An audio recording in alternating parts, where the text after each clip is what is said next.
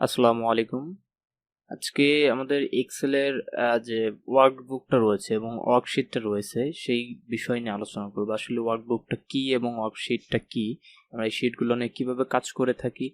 আসলে যেহেতু এটা বিগিনার ফ্রেন্ডলি একটা কোর্স, সেক্ষেত্রে এই বেসিক জিনিসগুলো জানা প্রয়োজন। আর অলরেডি যদি আপনি জেনে থাকেন, so you can skip this tutorial. Okay, so আমি ফার্স্ট অফ অল একটা ফোল্ডার ক্রিয়েট করে নিচ্ছি এখানে, যেটি হবে এক্সেল এক্সেল নামে আমি তৈরি করে নিচ্ছি। ঠিক আছে, এক্সেল নামে আমি একটা ফোল্ডার তৈরি করে নিলাম। নেওয়ার পর আমি এখান থেকে এক্সেলটা ওপেন করে নেব।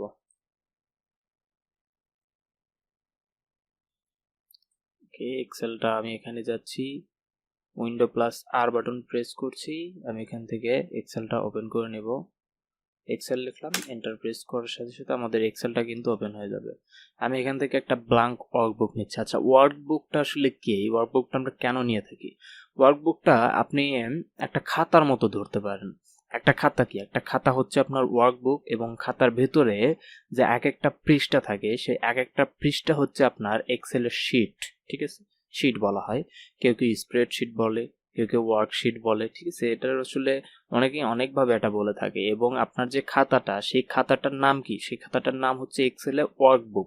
সেই খাতার ভিতরে কিন্তু আপনার অনেকগুলো পৃষ্ঠা থাকে। ঠিক সেম এখানেও আমরা একটা খাতা খুলছি, যেটা হচ্ছে আমাদের ব্ল্যাঙ্ক ওয়ার্কবুক। এখানে কিন্তু অলরেডি কিছু ওয়ার্কবুক দেওয়া রয়েছে, যেগুলো আপনার প্রি টেমপ্লেট এক্সেল থেকেই দেওয়া থাকে। আপনারা চাইলে এগুলো ব্যবহার করতে পারেন, তবে এগুলো আমরা ব্যবহার করব না।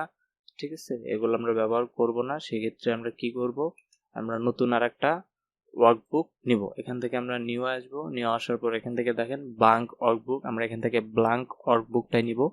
নেওয়ার পরে এখানে দেখেন আমাদের কিন্তু খাতাটা খুলে গেছে। বাংলা কথায় যেটা, আমাদের খাতাটা খুলে গেছে, এবং এই খাতার যে একটা নাম, সেটা এই জায়গাতে আপনারা দেখতে পারবেন। সেটা হচ্ছে বুক 1। ঠিক আছে, এটা হচ্ছে কি, আমাদের খাতার নাম হচ্ছে বুক 1। ওকে, এখন এই খাতার ভিতরে আমি বলেছিলাম আপনাদেরকে যে অনেকগুলা কি থাকে, পেজ থাকে। সেক্ষেত্রে আমাদেরও ওয়ার্কবুকের ভিতরে অনেকগুলো শিট থাকে। সেই শিটগুলো থাকে আমাদের নিচে। এখানে দেখুন, একটু ফলো করুন মাউসটা। এখানে দেখুন আমাদের জাস্ট একটা শিট এই জায়গাতে ইনসার্ট করা আছে। আমরা চাইলে এখানে প্লাসে ক্লিক করে করে মাল্টিপল শিট এই জায়গাতে আমরা ইনসার্ট করে নিতে পারি। ঠিক আছে, ওকে। সো আমাদের ওয়ার্কবুকটা তো বুঝতে পারলেন। ওয়ার্কবুক হচ্ছে একটা খাতা, এবং ওয়ার্কবুকের ভিতরে যে পৃষ্ঠাগুলো থাকে, সেই পৃষ্ঠাগুলো হচ্ছে আমাদের কি, এখানে হচ্ছে শিট। এক একটা শিট হিসাবে পরিচিত আমাদের একটা পৃষ্ঠায়, আর এখানে হচ্ছে একটা শিট। আমরা যেমন ওখানে একটা পৃষ্ঠাতে অনেক ধরনের ক্যালকুলেশন, অনেক ডেটা স্টোর করে রাখতে পারি, অনেক ডেটা লিখতে পারি, অনেক কিছুই করতে পারি, আঁকাআঁকি করতে পারি, everything you can do that. ঠিক আছে, আপনি সবকিছু কিন্তু করতে পারেন। তো এখানেও আপনি তাই করতে পারবেন। যদিও আসলে এক্সেলটা আমাদের ক্যালকুলেশন করার জন্য একটা সফটওয়্যার, ভালো একটা সফটওয়্যার, ডেটা ম্যানেজমেন্ট করার জন্য। সেক্ষেত্রে আমরা এখানে আমাদের যে শিটটা রয়েছে, আমরা চাইলে আমাদের এক শিটে আসলে অনেকগুলো কলাম এবং রো থাকে। ঠিক আছে, অনেকগুলো কলাম এবং রো থাকে। তো এখানে দেখেন অনেকগুলো আপনি করতে পারবেন। Just control down arrow press করেন, দেখেন আমাদের এখানে প্রায় রো রয়েছে কতগুলা। এখানে আমাদের রো রয়েছে প্রায় 10,48,576। ঠিক আছে, 10,48,576টি আমাদের এই জায়গাতে রো রয়েছে। তাহলে এতগুলা রো, আবার আমাদের কলাম রয়েছে হচ্ছে, আমাদের কলাম, আমরা আবার ফির সেই ফার্স্ট অপশনে যাওয়ার জন্য কন্ট্রোল আপ অ্যারোটা প্রেস করব। ঠিক আছে, আপ অ্যারো প্রেস করলে তাহলে আমাদের সেই প্রথম ইয়াতে চলে যাব। আমরা যদি এখন এখানে কলাম দেখতে চাই, তাহলে আমরা কন্ট্রোল লেফট অ্যারোতে প্রেস করব। তাহলে দেখেন এখানে কিন্তু আমাদের প্রায় অনেকগুলা কলামও রয়েছে। সেক্ষেত্রে আমরা এই সবগুলো অপশন নিয়ে এতগুলো আসলে যখন আমরা ডেটা এই জায়গায় ইনসার্ট করব, যখন এই ডেটাগুলো আমরা ক্লিন করতে যাব, বা এই ডেটার উপর আমরা কোনো ফাংশন ব্যবহার করব, কোনো ফর্মুলা ব্যবহার করব, সেক্ষেত্রে এক্সেল কিন্তু নট রেসপন্ডিং দেখায়। সেক্ষেত্রে আমাদের মাল্টিপল শিটের প্রয়োজন পড়ে। তাছাড়াও আসলে অনেক কাজই মাল্টিপল শিটের প্রয়োজন পড়ে। তো আমরা সেগুলো দেখব যখন আমরা বিগ ডেটা নিয়ে কাজ করব। তো যাই হোক, এখন বুঝে রাখুন, মাল্টিপল শিট আমরা এখান থেকে ক্রিয়েট করতে পারি, এবং আমাদের এই ওয়ার্কবুক, এই বুকটার নেম আমরা চেঞ্জ করতে যাচ্ছি। এখন এখান থেকে যদি আমরা এই বুকটা ধরেন আমরা এই বুকটা ক্লোজ করে দেব, সেক্ষেত্রে আমরা কি করব, কন্ট্রোল ডাব্লিউ প্রেস করলে আমাদের এই বুকটা কিন্তু ক্লোজ হয়ে যাবে। এখন বলতেছে এই বুকটাকে আমরা সেভ করবো কিনা। আপনি যদি সেভ করতে চান সেভ করতে পারেন, এখানে বুকের নাম দিতে পারেন, দেওয়ার পর এখান থেকে আপনাদের সেভ অপশনটা এই জায়গা থেকে দিবেন, আপনাদের লোকেশনটা দিবেন, কোন জায়গায় করবেন, এখান থেকে মোর লোকেশনে গিয়ে আপনারা লোকেশনটা ধরাই দিবেন, দেওয়ার পরে সেভ করে নেবেন। তো আমি এটাকে আসলে সেভ করতে চাচ্ছি না, আমি বুকটা ক্লোজ করব। ক্লোজ করার জন্য কন্ট্রোল ডাব্লিউ প্রেস করব, তাহলে আমাদের এই অপশনটা আসবে। আমি এখান থেকে ডোন্ট সেভ দিচ্ছি, আর বুকটা কিন্তু একদম ক্লোজ হয়ে গেছে। আমার কিন্তু এখানে আর কোনো বুক দেখাচ্ছে না, এখানে দেখেন জাস্ট এক্সেল দেখাচ্ছে। এখন আমি একটা নতুন বুক ইনসার্ট করার জন্য কন্ট্রোল এন প্রেস করব, তাহলে কিন্তু আমাদের নতুন একটা বুক ইনসার্ট হচ্ছে, এবং এই বুকের নামটা দেখেন বুক 2। তো আমি চাচ্ছি এখন এই বুকটা আমি সেভ করব। এই বুকটা সেভ করার জন্য ফাইল অপশনে যাব, ফাইল অপশনে যাওয়ার পর এখানে সেভ আছে, অথবা আমরা কন্ট্রোল এস প্রেস করতে পারি। কন্ট্রোল এস প্রেস করার পর আমি এখান থেকে বুকের নেম দিয়ে দিচ্ছি যে এক্সেল টিউটোরিয়াল। ঠিক আছে, এক্সেল টিউটোরিয়াল। আমি এখান থেকে লোকেশনটা সেট করে দিচ্ছি, লোকেশন হচ্ছে ডেস্কটপ। ডেস্কটপে আমি এখান থেকে মোর অপশনে যাচ্ছি, আমি একটা ফোল্ডার সিলেক্ট করে দেই, যে ফোল্ডারটা আমরা আসলে ক্রিয়েট করছিলাম সেই ফোল্ডারটা আমরা সিলেক্ট করে দিতে চাচ্ছি। এখান থেকে ব্রাউজে যাব, ব্রাউজে যাওয়ার পর ডেস্কটপ সিলেক্ট করব, সিলেক্ট করব, দেখেন এখানে আমাদের কিন্তু ফোল্ডারটা দেখাচ্ছে। এখন এই ফোল্ডারে আমি ওপেন করব, করার পরে এখান থেকে আমাদের বুকের যে নেম সেটা দিয়ে দেব এক্সেল টিউটোরিয়াল। ওকে, আমি এটাকে সেভ করে নিচ্ছি।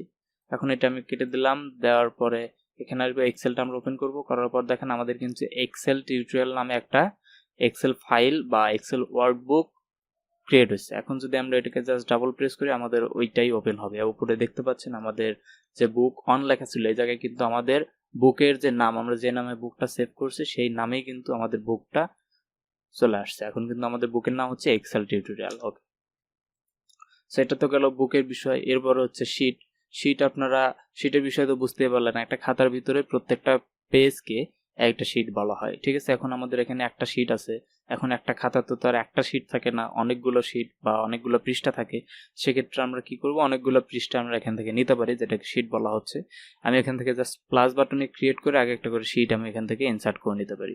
আমি প্লাসে ক্রিয়েট করলে আমার কিন্তু শিটগুলো রাইটে হচ্ছে। ঠিক আছে, এইভাবে রাইটে কিন্তু শিটগুলো হচ্ছে। এখন যদি আমি একটা শর্টকাট আছে, শর্টকাটটা হচ্ছে control F11 sorry shift F11 press করলে আমাদের একটা নতুন শিট ওপেন হবে, ইনসার্ট হবে, এবং সেটি হচ্ছে আমাদের কি বাম সাইডে।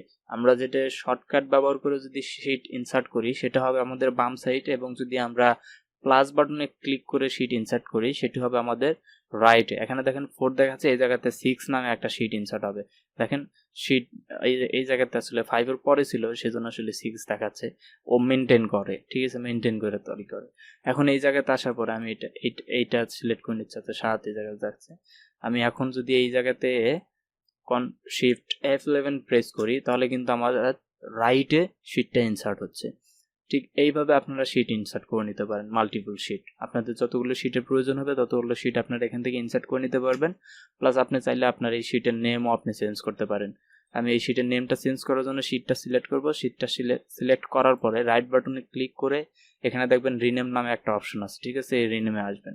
এখান থেকে আপনি আপনার শিটের দিয়ে দিতে পারেন, নাম দিয়ে দিতে পারেন। যেমন আমি জানুয়ারি দিয়ে দিচ্ছি। ঠিক আছে, জানুয়ারি। আর এটা চাইলে আপনি ফেব্রুয়ারি দিয়ে দিতে পারেন। ঠিক আছে, এইভাবে ফেব্রুয়ারি। এটা দিলেন মার্চ। যদিও আমি এইভাবে আপনাদেরকে 12 মাসের নামে শিট ক্রিয়েট করে দেখাচ্ছি, কিন্তু এইভাবে ম্যানুয়ালি করার কোনো প্রয়োজন নেই। ঠিক আছে, এটা শর্টকাট ওয়ে আছে, আপনার এক ক্লিকেই 12টা মাসের নামে 12টা শিট আপনার ক্রিয়েট হয়ে যাবে।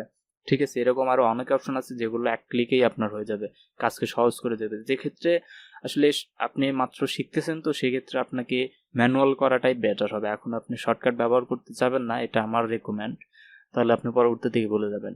ফার্স্ট আপনাকে ম্যানুয়াল করার চেষ্টা করতে হবে, তারপরে আপনি এটাকে শর্টকাটে নিয়ে আসতে পারেন।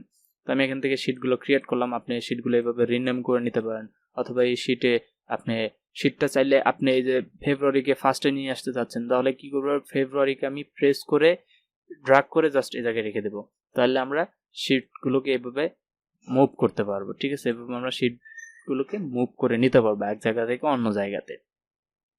তো তারপরে এখানে আপনি চাইলে এটার কালার দিয়ে দিতে পারেন। হ্যাঁ, আমরা চাইলে কিন্তু এখানেও রাইট বাটন ক্লিক করেও শিট ইনসার্ট করে নিতে পারি। ঠিক আছে, এখানে আমি একটা শিটের উপর ক্লিক দিলাম, তারপর রাইট বাটন ক্লিক করে এখান থেকে আমরা ইনসার্ট দেব। ইনসার্ট দেওয়ার পর এখান থেকে দেখাচ্ছে ওয়ার্কশিট ক্রিয়েট করব নাকি চার্ট ক্রিয়েট করব, এই অপশনগুলো হচ্ছে অ্যাডভান্স, এগুলো পরে দেখাবো। তো এখান থেকে আমরা চার্ট নাকি ওয়ার্কশিট ক্রিয়েট করব, আমরা এখান থেকে ওয়ার্কশিটটা ক্রিয়েট করব।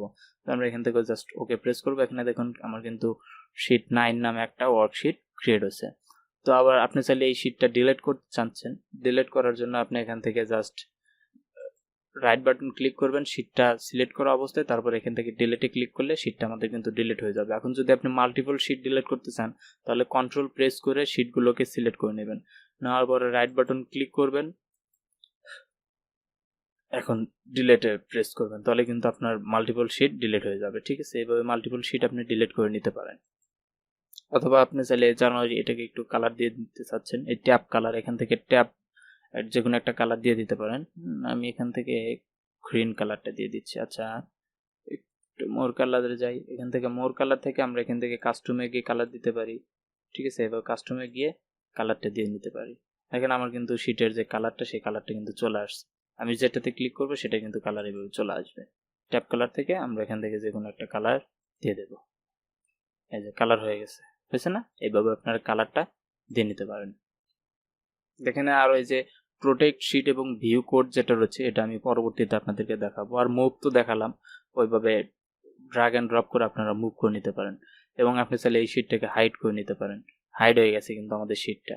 আবার আনহাইড করার জন্য এখানে প্রেস করবেন, করার পরে এই যে এখানে আনহাইড রয়েছে, আনহাইডে প্রেস করলে কোন শিটটা আনহাইড করতেছেন শিটটা সিলেক্ট করে এখানে দিয়ে দিবেন, তাহলে আপনাদের শিট 5টা আনহাইড হয়ে যাবে। আর এখানে যেটা রয়েছে প্রোটেক্ট শিট, এটা আমি পরবর্তীতে আপনাদেরকে একটা আলাদা ভিডিও করে দেখাবো, কারণ এটা অনেক অ্যাডভান্স লেভেলের একটা টপিক। তো যাই হোক, আজকে এই শিট এবং ওয়ার্কবুকের যে বিষয়টা ছিল সেটা কভার করলাম। যদিও আপনাদের কারো কোনো বুঝতে সমস্যা হয় তাহলে নক করবেন, আশা করি কোনো সমস্যা হবে না, কারণ খুব একটা কঠিন বিষয় না এটা। যাই হোক, তারপরেও যদি সমস্যা হয় তাহলে কন্ট্যাক্ট করবেন আমার সাথে, কন্ট্যাক্ট ইনফরমেশন ডিসক্রিপশন বক্সে দেওয়া রয়েছে। তো আজকে এতটুকু পর্যন্তই। ধন্যবাদ সবাইকে ধৈর্য সহকারে টিউটোরিয়ালটি দেখার জন্য।